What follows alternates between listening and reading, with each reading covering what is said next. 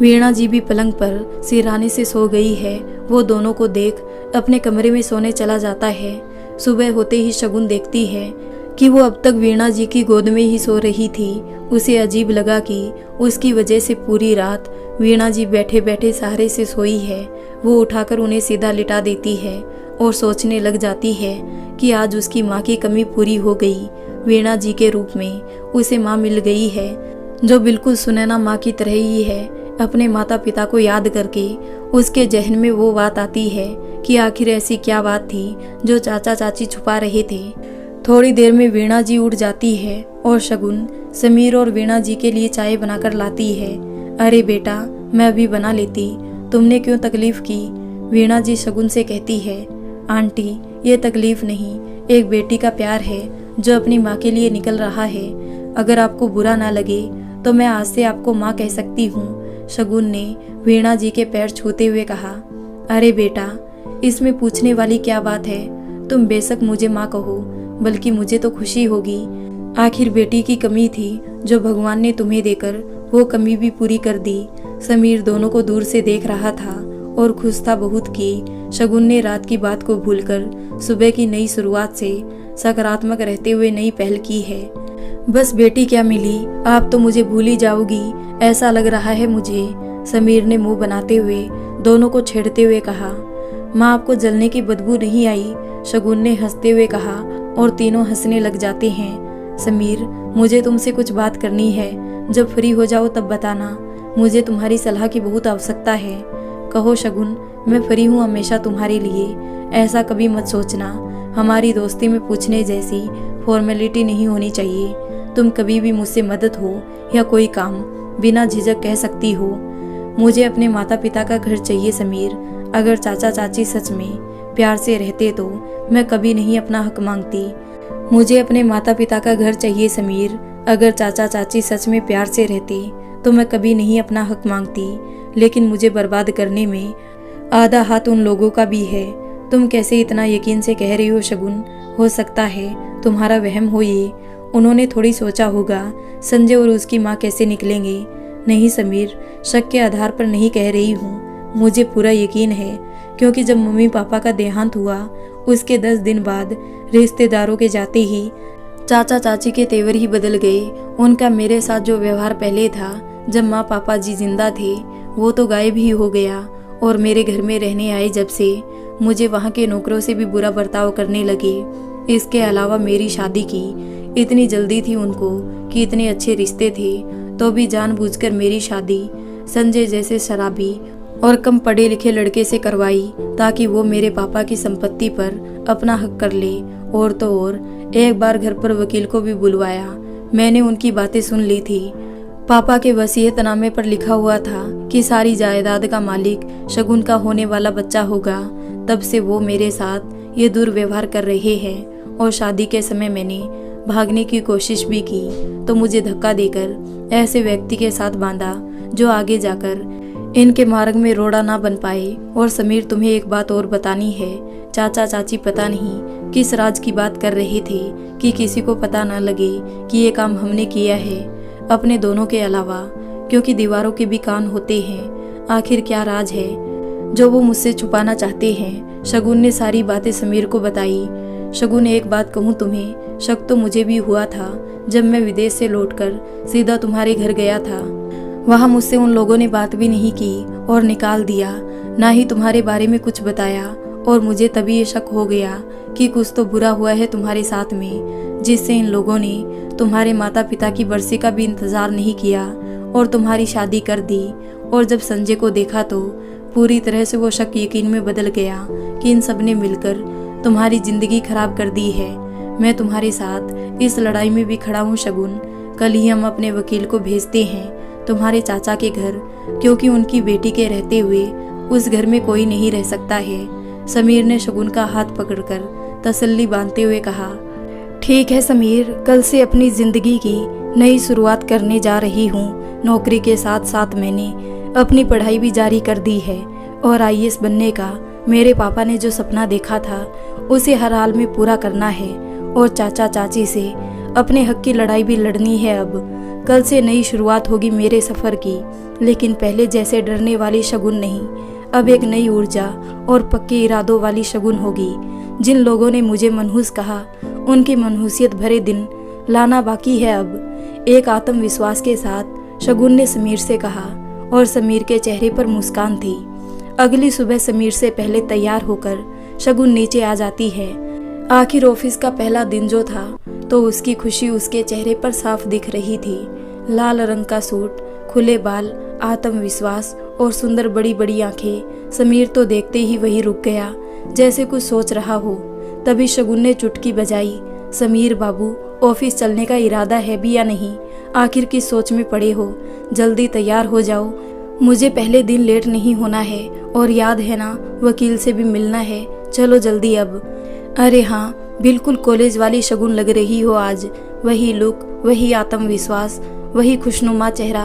एक वादा करो मुझसे शगुन, चाहे कुछ भी हो जाए, अपने चेहरे पर यही आत्मविश्वास और हिम्मत रखोगी हमेशा। मुझे पहले वाली शगुन को ही देखना है अब हमेशा। मैं वादा करती हूँ समीर, चाहे कोई भी मुश्किल आएगी, अब डर कर हार नहीं मानेगी ये शगुन। और अब तो जब कलेक्टर बनूंगी तो हौसला और हिम्मत तो पहले चाहिए। तो अभी से रिहर्सल करना शुरू कर दिया मैंने, हंसते हुए शगुन ने कहा। ये हुई ना बात, अब लग रही है कलेक्टर साहिबा जैसी वाली बात। अब चले मैडम, लेट मैं कर रहा हूँ या तुम?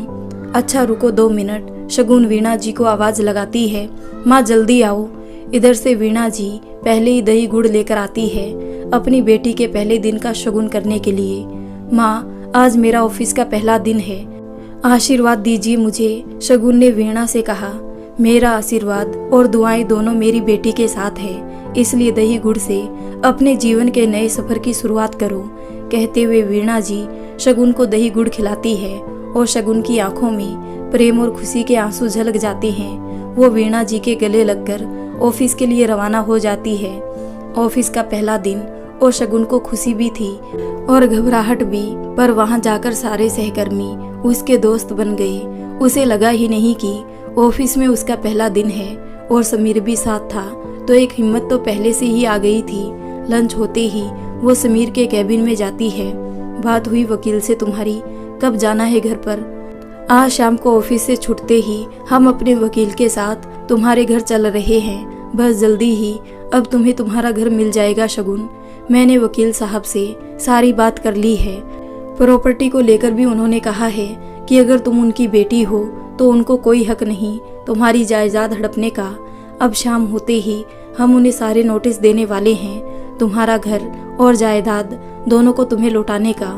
समीर, कितनी बार धन्यवाद कहूँ तुम्हें, बस अब तो तुम मेरे जीवन में कान्हा जी के भेजे हुए फरिश्ते हो।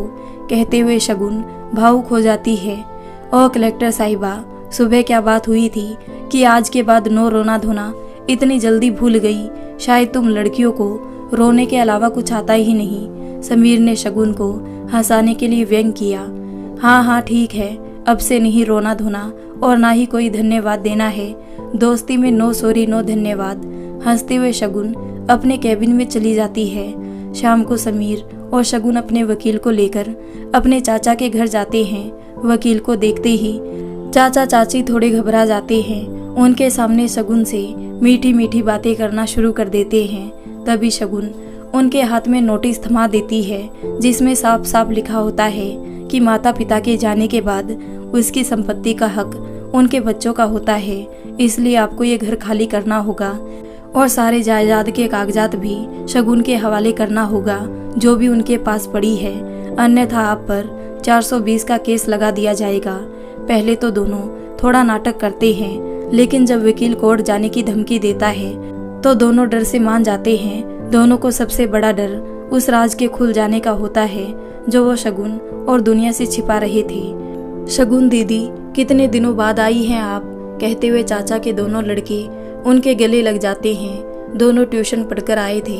शगुन की चाचा के दोनों बेटों से खूब बनती थी, ज्यादा उम्र भी नहीं थी। रोहन जो बड़ा बेटा था वो 10वीं में और राहुल छोटा बेटा जो 8वीं में पढ़ता था। दोनों ही छोटे थे अभी, माता पिता के लालच से अनजान भी थे, पर शगुन दीदी से बहुत प्यार करते थे।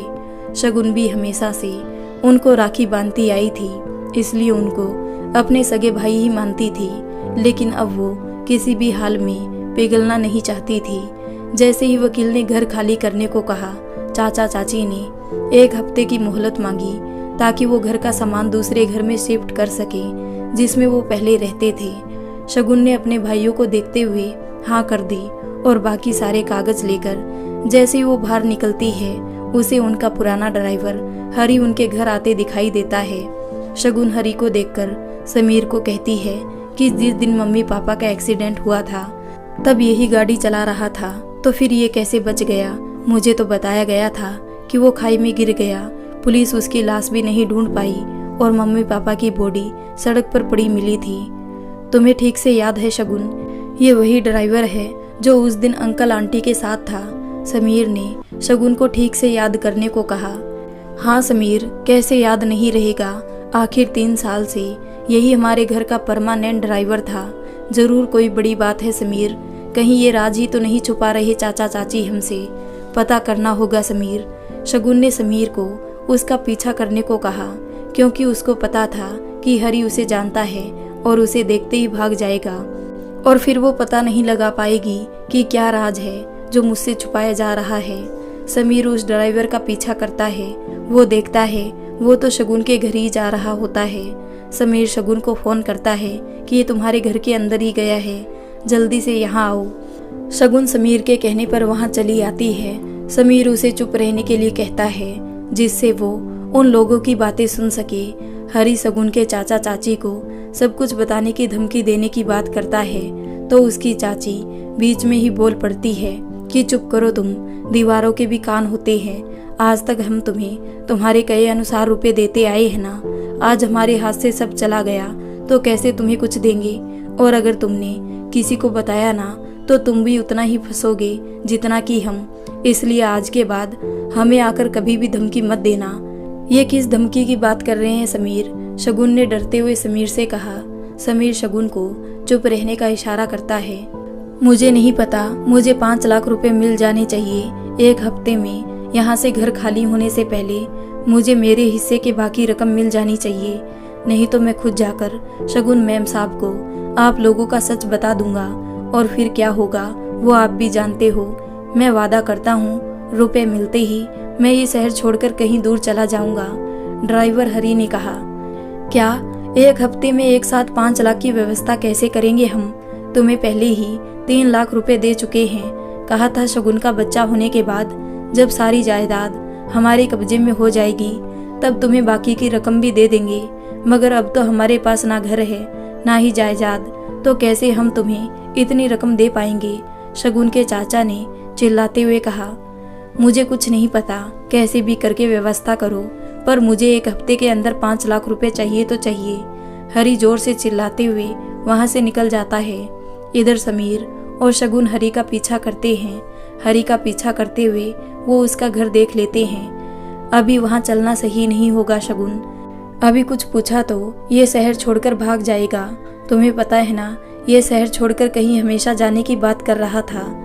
हमारे पास 1 सप्ताह है पता लगाने का और हम 1 सप्ताह से पहले इनके सच का पता लगा कर रहेंगे। हमें अभी घर चलना चाहिए। शगुन समीर की बात से सहमत हो जाती है। शगुन को इस बात की तसल्ली हो जाती है कि उसके पापा की मेहनत से जुड़ी हुई पाई अब गलत हाथों में नहीं है। वो इस संपत्ति को कुछ ऐसे काम में लगाना चाहती है, इसलिए उसने सोचा कि उस घर में वो महिला लघु उद्योग का काम शुरू करवा देगी ताकि हर महिला अपने पैर पर खड़ी हो सके। यही सोचते सोचते वो सो जाती है। अगली सुबह समीर और शगुन ऑफिस से छुट्टी ले लेते हैं और हरी का पीछा करते हैं। वो कहाँ जाता है कहाँ आता है, सब पर नजर रख रहे होते हैं कि अचानक हरी की नजर शगुन पर पड़ ही जाती है। शगुन को देखकर वो भागने की कोशिश करता है, लेकिन समीर उसके पीछे पड़कर उसे पकड़ लेता है। जितने में हरी डरते हुए कहता है, हमने कुछ नहीं किया मैम साहब, ये सब आपके चाचा के कहने पर हुआ। क्या हुआ? शगुन ने चौंकते हुए कहा। हरी समझ जाता है शगुन को कुछ नहीं पता है और वो बात पलटने की कोशिश करता है। कुछ नहीं, कुछ भी तो नहीं, हम भी क्या क्या बोल देते हैं। हरी ने झूठी मुस्कान से कहा। नहीं हरी, तुम तो मर चुके थे ना, दुनिया की नज़र में तो मेरे सामने हो, तो कुछ तो राज तुम छुपा रहे हो और अब तुम नहीं बताओगे तो पुलिस पता करेगी इस राज से। शगुन ने हरी को डराते हुए कहा। बताता हूँ, पर इसमें मेरी कोई गलती नहीं है।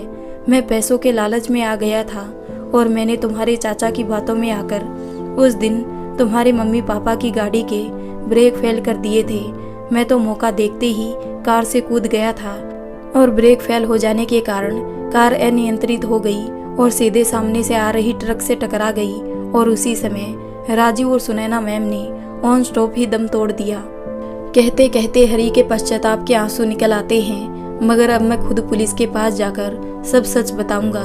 शायद एक बेकसूर परिवार की हाय लग गई मुझे। मेरा बेटा कैंसर की आखिरी स्टेज पर है और डॉक्टर्स ने भी उम्मीद छोड़ दी है। यहाँ किया यहीं भुगत लूँ तो अच्छा है, वरना पूरी जिंदगी इसी हाय में जीना पड़ेगा।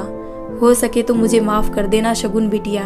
मैंने तुमसे तुम्हारे माता पिता छीने और भगवान ने मुझसे मेरा बेटा छीन रहे हैं। बस यही कर्मों का लेखा जोखा है।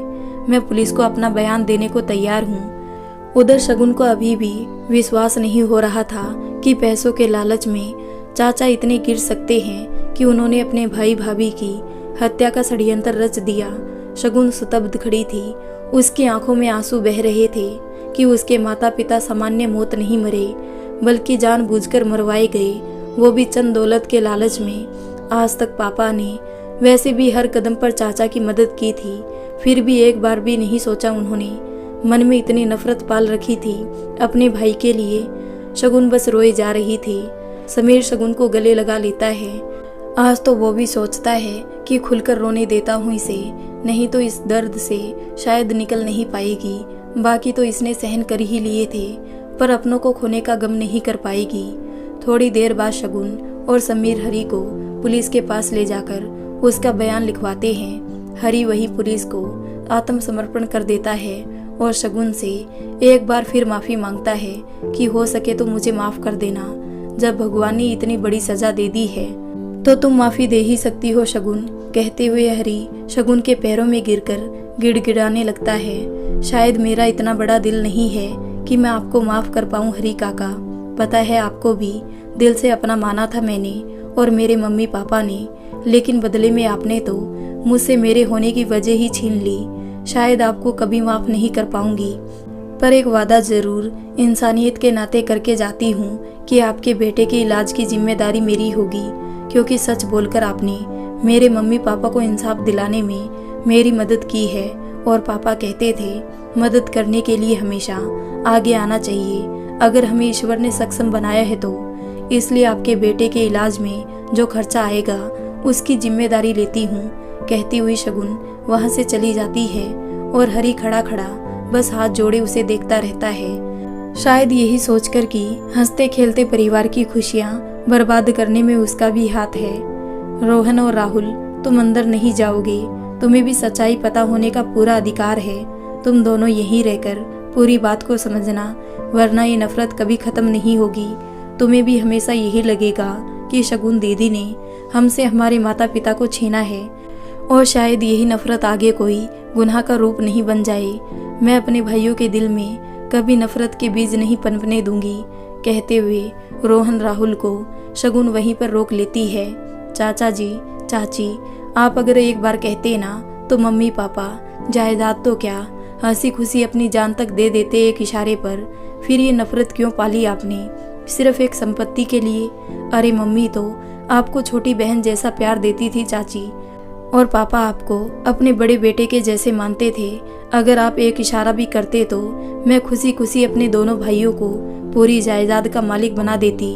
कभी आपको अलग या छोटा समझा ही नहीं पापा ने, तो क्यों उनकी हत्या की साजिश रची आप दोनों ने? हत्या? चाचा अनजान होकर कहता है। अब बनिए मत चाचा, हमारे ड्राइवर हरी ने खुद को पुलिस के हवाले कर दिया है और सारा सच कह दिया है। अगर जरा सी भी इंसानियत जिंदा है तो आप भी अपने बच्चों के लिए सच बता दीजिए और अपने गुनाह को स्वीकार कर लीजिए। शगुन ने रोते रोते दोनों से कहा, हमें माफ कर दो शगुन। दौलत के नशे में हम इतने अंधे हो गए कि हमने अपने देवता समान भाई भाभी की जान ले ली, और तुम्हारे साथ भी बहुत बड़ा अन्याय किया जो एक शराबी के हाथों में तुम्हें सौंप दिया। शायद भगवान हमें कभी माफ नहीं करेगा। हम अपना गुनाह कबूल करते हैं इंस्पेक्टर साहब।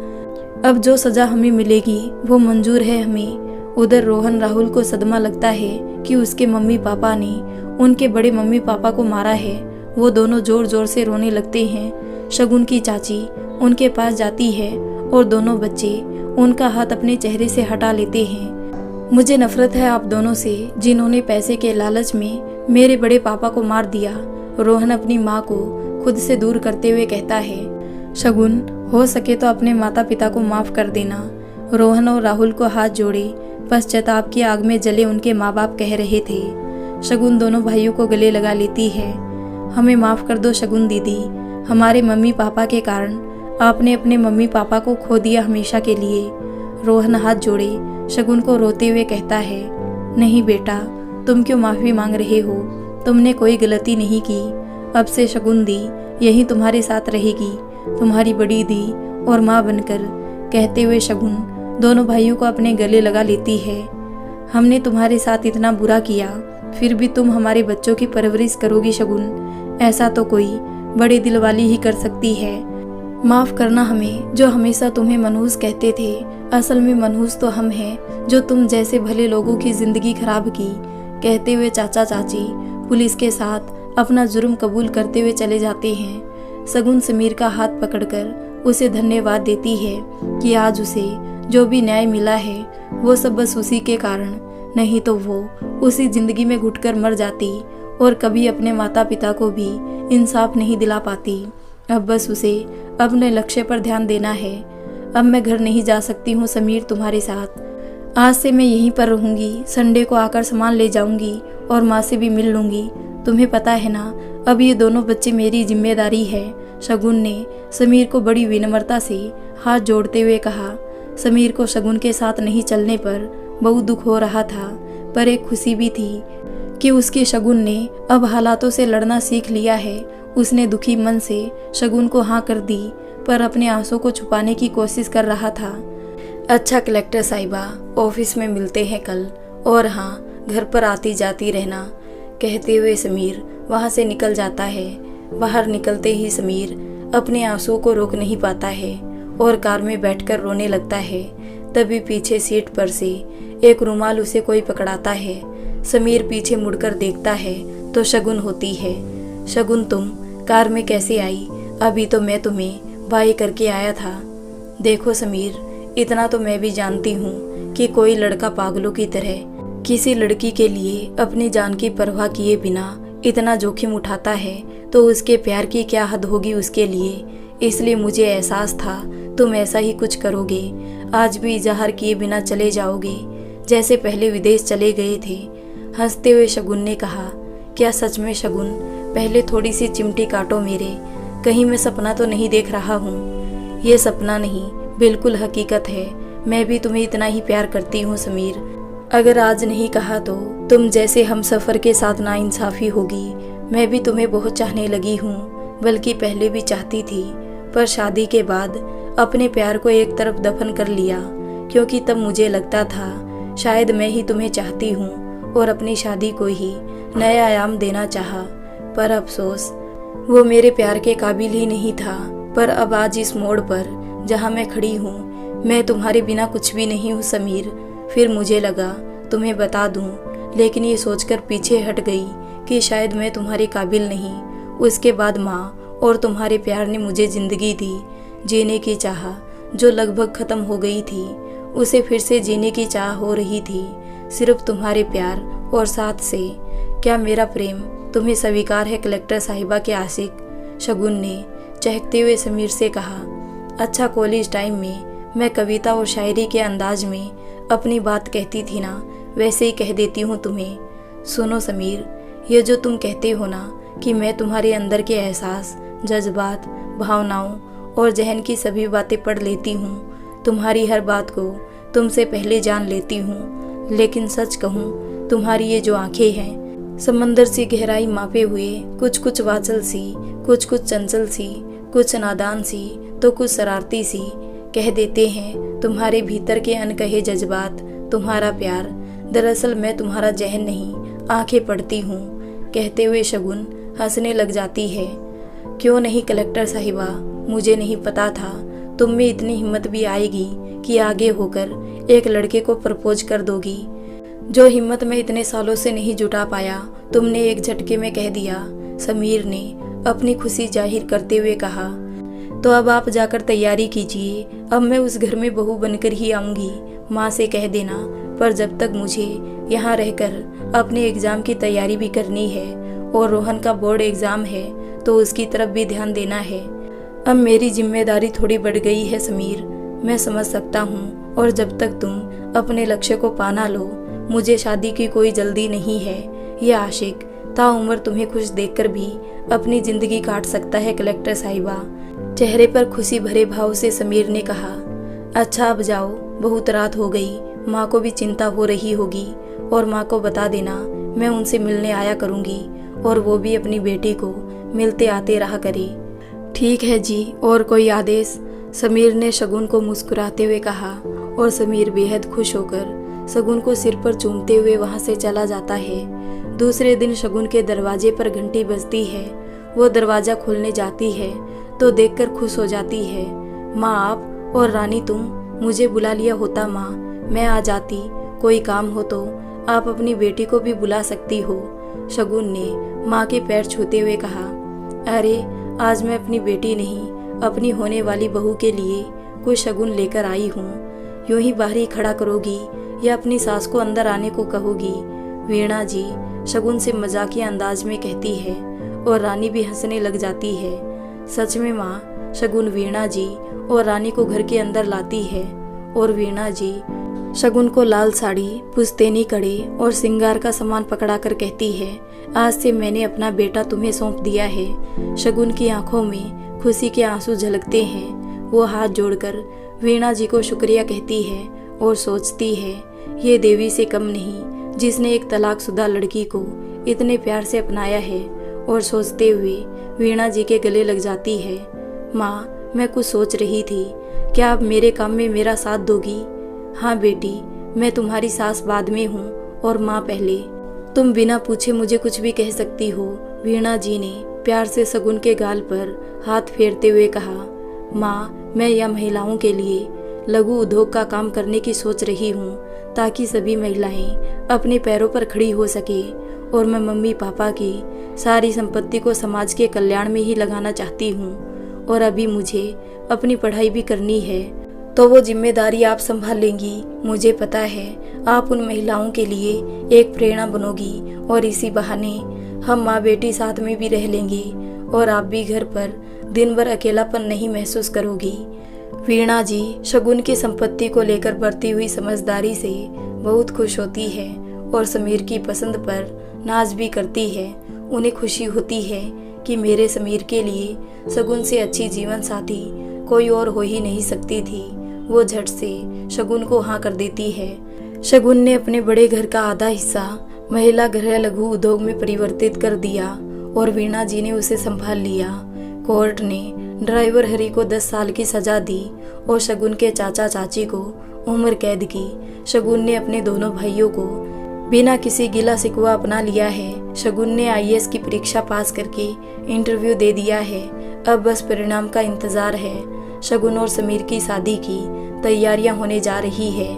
पूरी तरह से खुशियों का माहौल है, और इसी बीच शगुन वीणा जी के घर में बहू बनकर आ गई, और उसने आते ही सारे घर की जिम्मेदारी अपने ऊपर ले ली।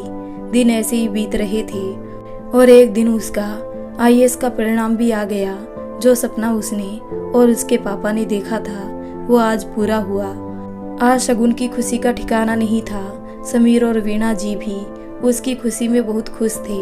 आज शगुन ने वो सब हासिल कर लिया जो उसने सपने देखे थे। तो दोस्तों, उम्मीद है आप सबको ये कहानी पसंद आई होगी, और सभी शगुन जैसी बहन बेटियों से मेरी गुजारिश है कि ज़िंदगी में कभी हार नहीं मानना चाहिए। ज़रूरी नहीं सबकी किस्मत में समीर जैसा हाथ पकड़ने वाला साथी मिले, इसलिए कभी भी घरेलू हिंसा या किसी तरह का अत्याचार ना सहन करे। तुम्हारी हिम्मत ही तुम्हारी शक्ति है, और उन माता पिता से भी अनुरोध है जो समाज के डर से बेटियों को अत्याचार सहने के लिए कहते हैं। याद रखें, तलाक ली हुई बेटी अच्छी है, बजाय दहेज से जिंदा जलकर उसका अस्तित्व ही खत्म हो जाए। इसलिए अपनी बेटियों को सशक्त बनाओ कि वो हर विपरीत परिस्थितियों में भी हार ना मानकर अपने अस्तित्व के लिए लड़े। तो दोस्तों, आपको ये कहानी कैसी लगी? अगर अच्छी लगी हो तो वीडियो को लाइक कर दें, हमारे चैनल को सब्सक्राइब कर लें। मिलते हैं एक और नई कहानी के साथ।